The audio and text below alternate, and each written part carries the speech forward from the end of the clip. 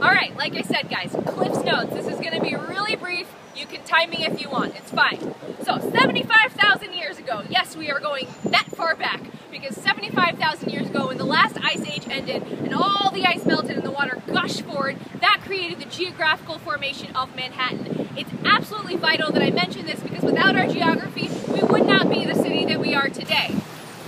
In Manhattan, we have one of the world's best natural harbors. We have the Hudson River taking us all the way north. We have the Atlantic Ocean directly to the east, direct pathway with Europe, and we have an entire continent filled with resources to our west. We were absolutely poised to become a commercial epicenter.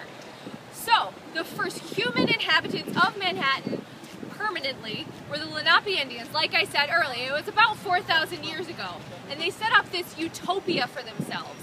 They lived in what was almost paradise. They had abundant natural resources here. They had equal respect between the sexes, no concept of property ownership, no disease, no war, life was good.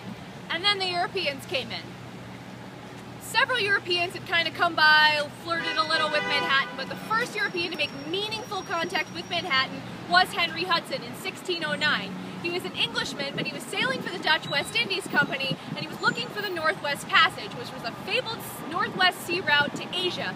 He didn't find it because it's not real.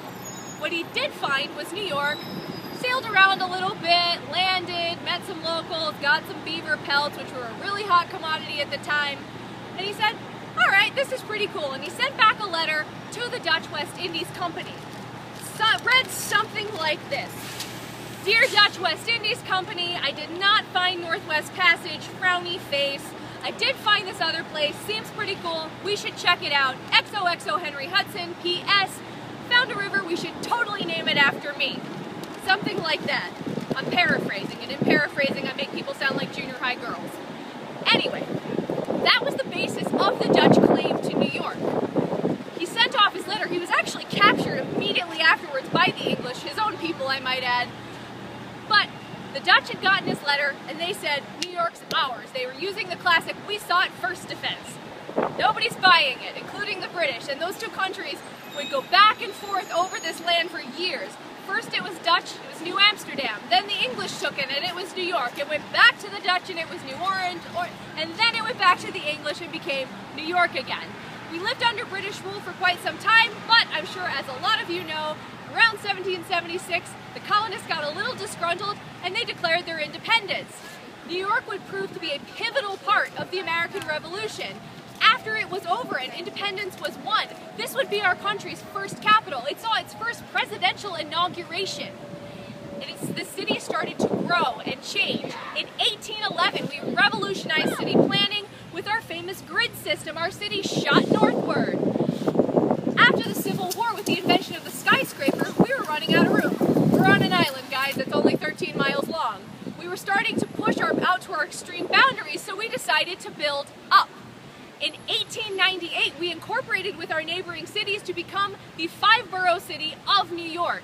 This made us the second largest city in the world after London. If you stop and think about how much longer London's been around than we have, that's really impressive.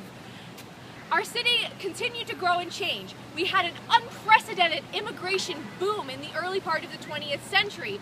Millions of people immigrated to New York through Ellis Island. We became a cultural melting pot with people from all over the world.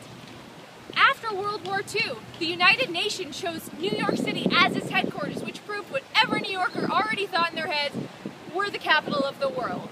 I know, we're a little arrogant, bear with us, we really love our city.